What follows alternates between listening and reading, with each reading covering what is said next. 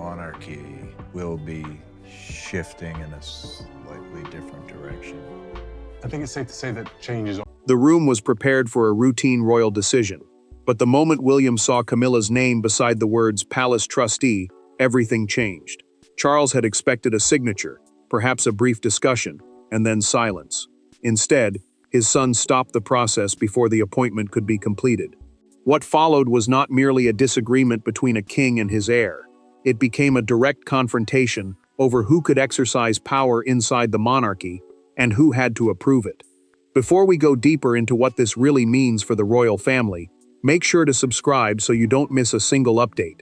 Charles watched his son read the page and felt the atmosphere harden. Palace Trustee in this story meant a stewardship role with influence over royal property, ceremonial assets, household decisions, and long-term palace responsibilities. The king had treated the appointment as an extension of trust. William saw something dangerous.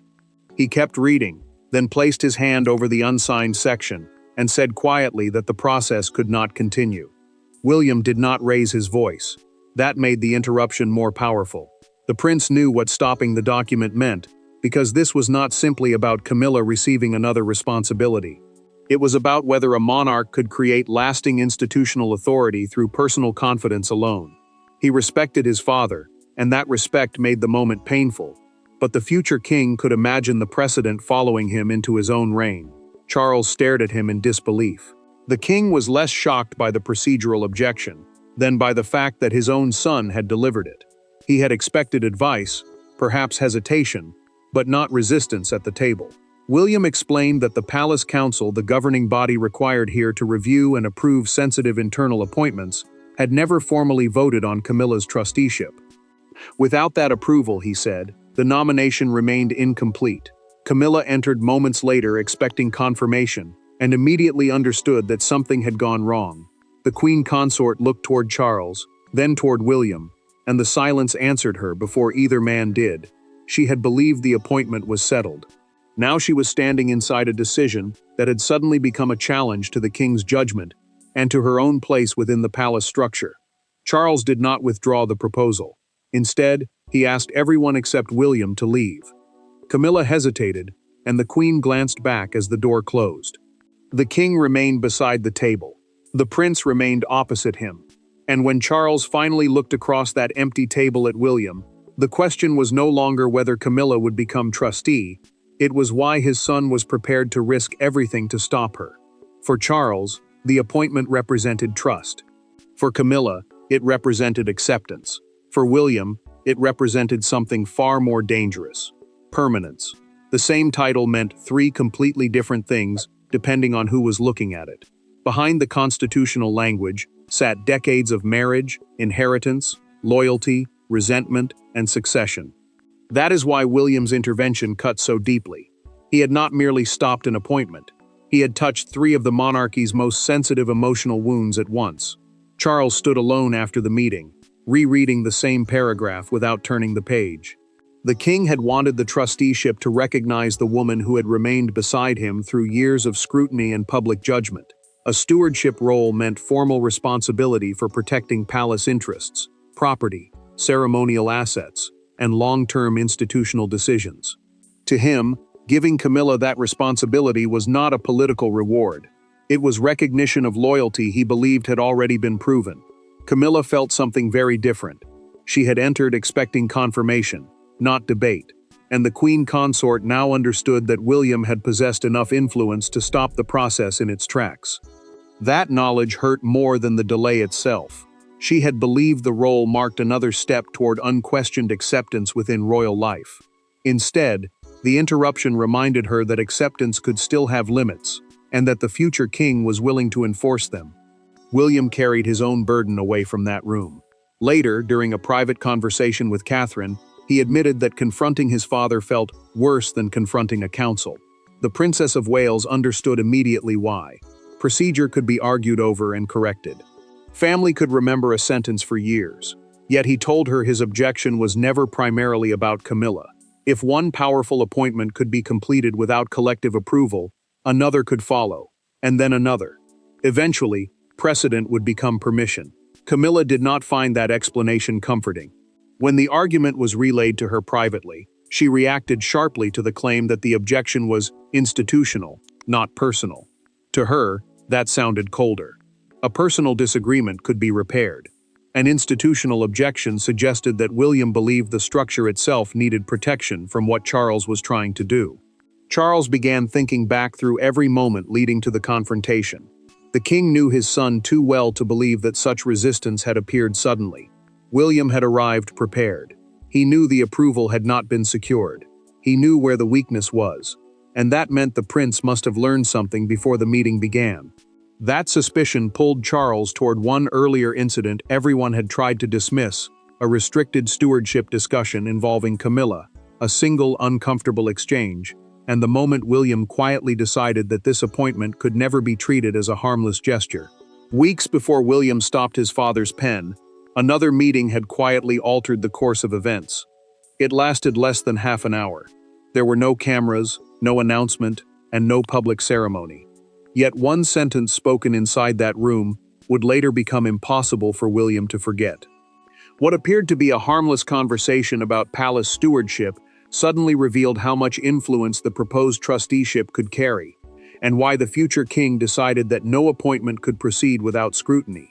Charles had slowly drawn Camilla deeper into discussions about palace preservation, ceremonial spaces, royal collections, and the practical routines that kept the household functioning.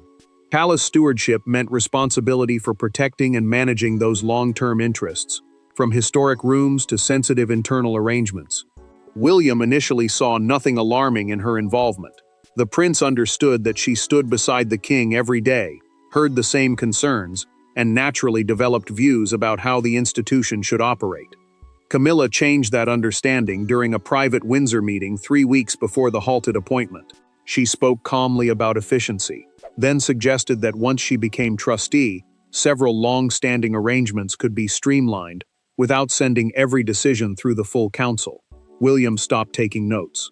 The future king looked directly at her and asked whether the trusteeship had already been promised.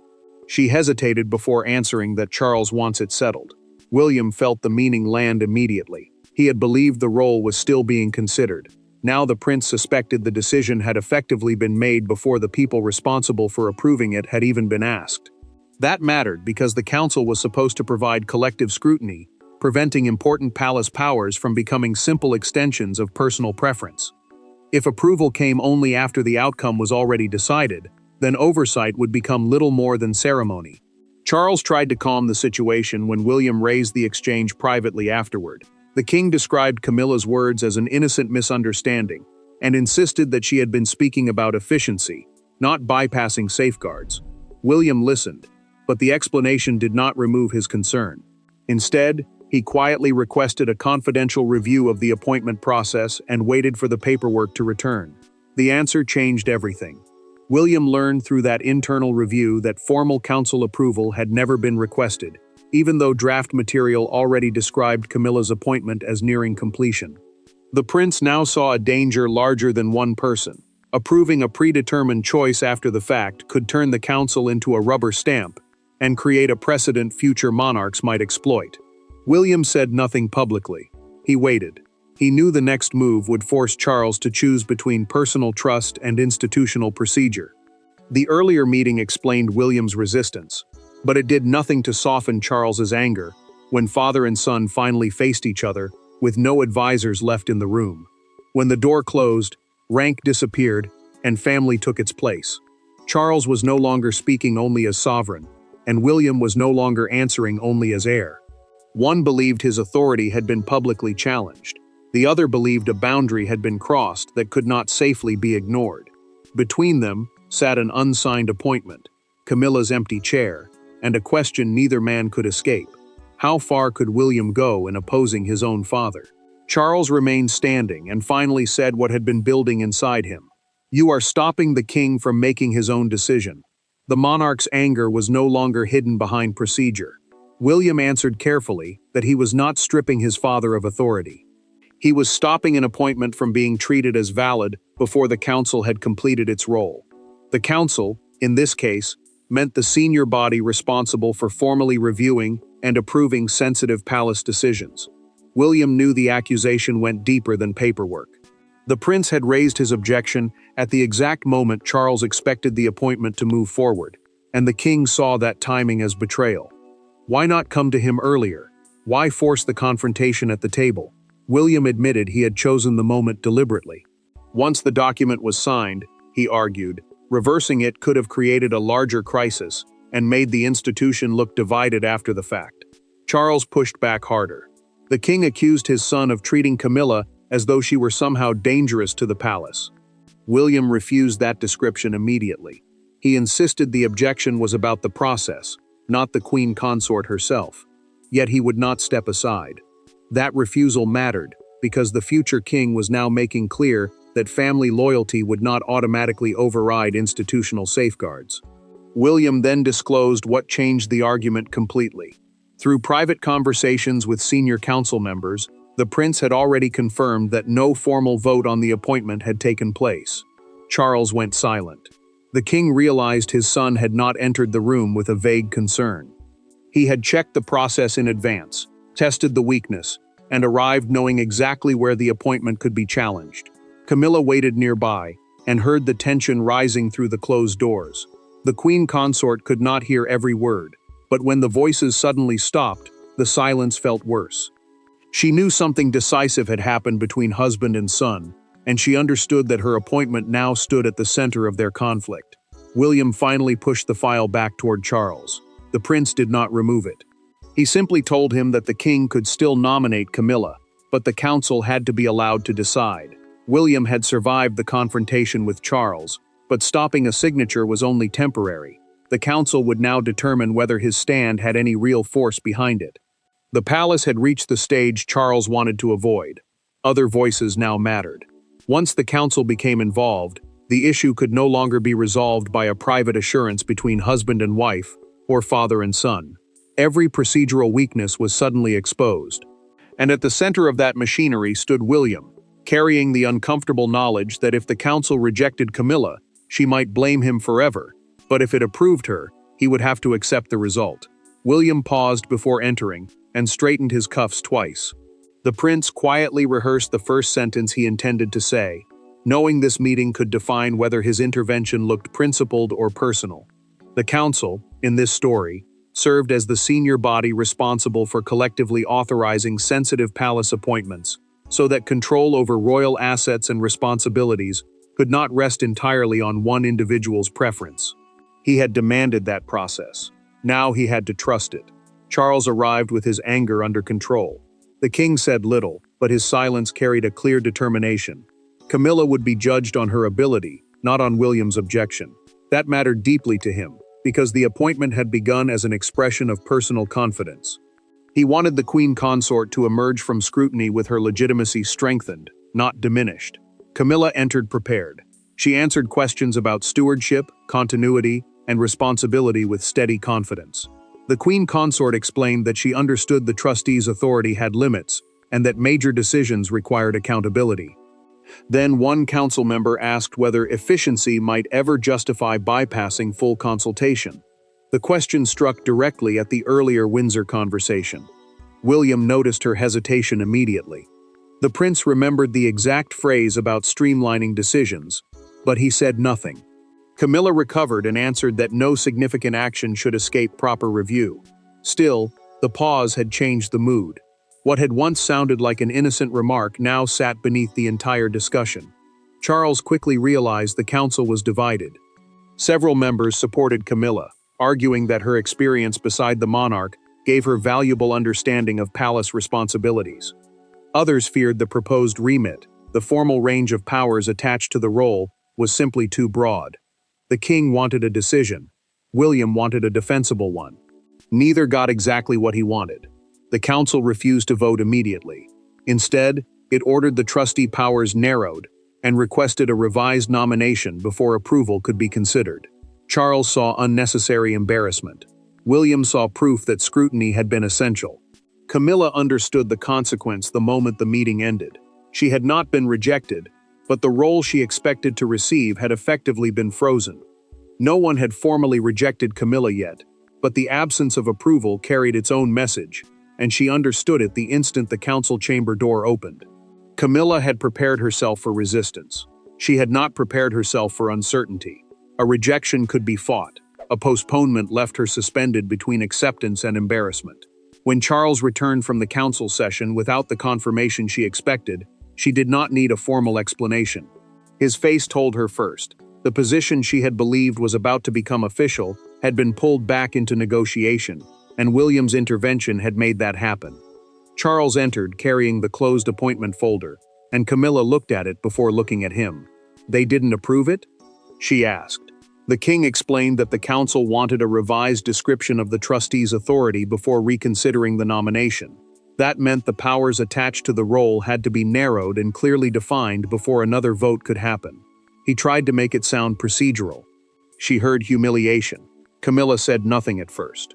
The queen consort removed her reading glasses, placed them carefully on the table, and finally asked the question that mattered most to her. Had William spoken against her personally? Charles answered that he had not. The prince had defended her right to be considered, but he had refused to support any appointment made before proper approval. That distinction left her conflicted. If William truly wanted her excluded, why defend her right to remain in contention?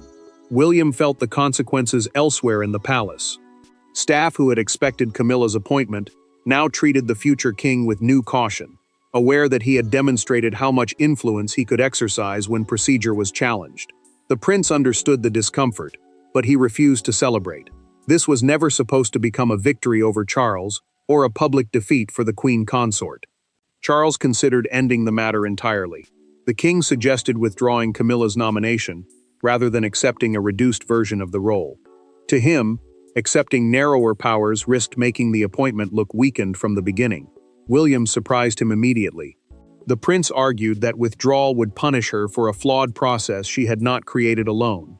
If she wanted the position, she should be allowed to pursue it under proper rules. Camilla heard about William's position through a private account of the discussion with Charles and reacted with disbelief. The queen consort had expected resistance, perhaps even satisfaction at her setback. Instead, the future king was defending her chance to return. For the first time, she began to wonder whether she had misunderstood what he was trying to stop. Camilla made a decision nobody around her expected. She asked to speak with William privately, without Charles' secretaries or council members present. The crisis had begun as a confrontation between king and heir, but its direction would change only when Camilla finally sat across from William with nobody else to defend either of them. There was no council table this time, no appointment folder between them, and no Charles to translate one person's intentions to the other. Camilla and William sat alone. For years, their relationship had existed beneath layers of history neither had created, but both had inherited. Now the dispute over a trustee role forced them to speak more plainly than either preferred. What emerged was not affection, and it was not surrender. It was something rarer inside palace conflict: understanding. Camilla had asked for the meeting herself, and she made one choice immediately clear. The queen consort left the paperwork away from them, refusing to let another document control the conversation. She told William that being stopped in front of others had felt like more than a procedural objection. It had reminded her that her place inside the monarchy could still be questioned.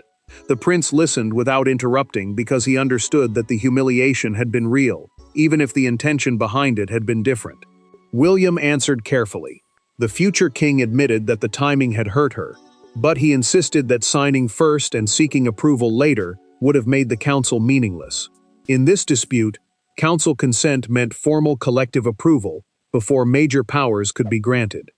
That safeguard mattered because once a position gained authority, reversing it later could cause far greater damage than delaying it before the appointment became official. Camilla asked the question neither of them had wanted to confront. Did he trust her? The queen consort waited, and William did not rush the answer. He finally said that trust in a person could never replace safeguards around a position. The prince explained that one day he would inherit the crown, and he did not want his own family to inherit a monarchy where affection, marriage, or personal loyalty could automatically become institutional authority.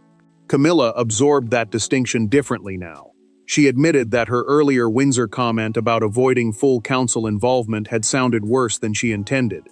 The queen consort explained that frustration with slow procedure had shaped her words, not a desire to remove oversight. Then she made the concession that changed everything. She would accept a narrower trustee remit, meaning a reduced range of authority, with explicit council consent required for major stewardship decisions. William responded with his own commitment. The prince said that once those safeguards were written clearly, he would personally tell the council that he no longer opposed her nomination. Camilla did not offer him a warm thank you.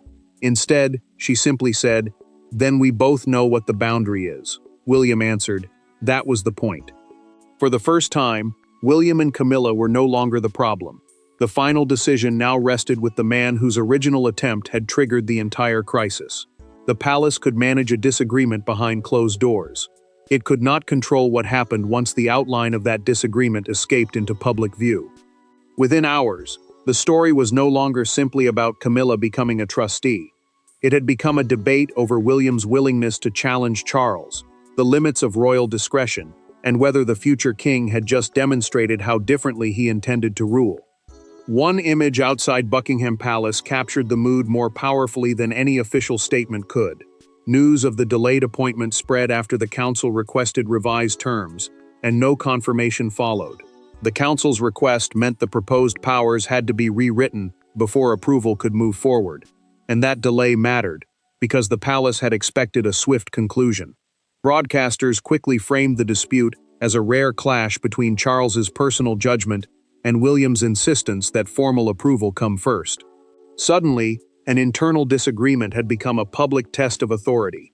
Outside Buckingham Palace, television cameras caught a small crowd gathering near the gates as newspaper sellers held up a front page dominated by 4 words: "William blocks palace appointment."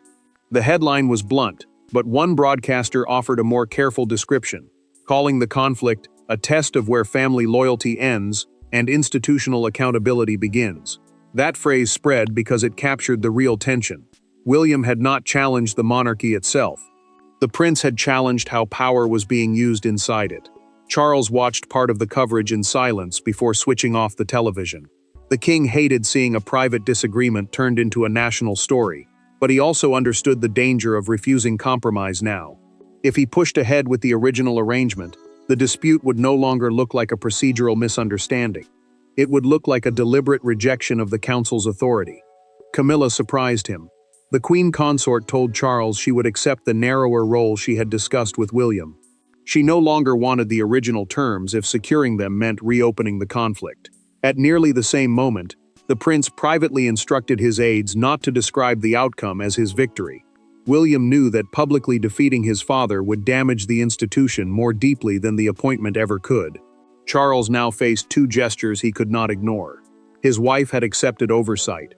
His son had refused to exploit the moment. The king finally summoned the council back and authorized the revised nomination process. The public had seen the confrontation, but the monarchy would ultimately be judged by what happened after the cameras moved on, and that verdict came in one final room. The final meeting looked almost identical to the one that had started the crisis. The same polished table, the same family, another appointment document waiting for signatures. Yet everything about the room had changed. Charles was no longer trying to act first and seek approval afterward. William was no longer preparing to stop him, and Camilla was no longer expecting authority simply because the king trusted her. What finally happened did not produce a winner.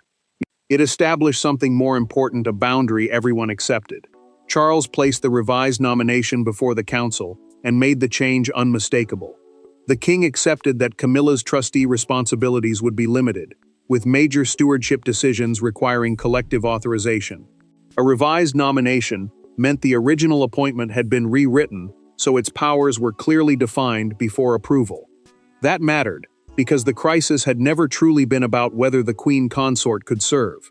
It had been about whether the rules could be adjusted after the decision was already made. Camilla waited as the council formally approved the appointment. The queen consort had finally received the role she once believed was already hers, but under a very different understanding. She would become Palace Trustee through the process William had demanded, not through personal confidence alone. The title now carried responsibility without unrestricted control, and she accepted that difference without protest. William signed his acknowledgement only after the council decision had been completed. The prince did not smile or treat the moment as a victory. He placed the pen down and pushed it back toward his father. Charles looked at him for several seconds before admitting that the confrontation could have been handled differently. The king also accepted something harder. The council should never have been treated as a formality. William answered with his own admission. The future king acknowledged that stopping the appointment at the table had wounded Charles personally, even if that had never been his intention. He told his father that he had not wanted to undermine him as monarch. He had wanted to protect a process that would matter long after either of them left the room. Camilla understood the title differently now. The queen consort had gained the position. Charles had preserved his trust in her, and William had protected the safeguard he had been willing to confront his father to defend. No one received absolute control. No one walked away completely defeated. Charles left beside Camilla, while William remained behind for a final moment. The document he once stopped had finally been signed, but under entirely different terms. And that was what made the moment so consequential. William stopped one signature not to take power from his father, but to ensure that when the crown exercised power, even those closest to it could never stand above the rules that protected it. Thanks for watching. Please don't forget to like and subscribe, and we will see you in next one.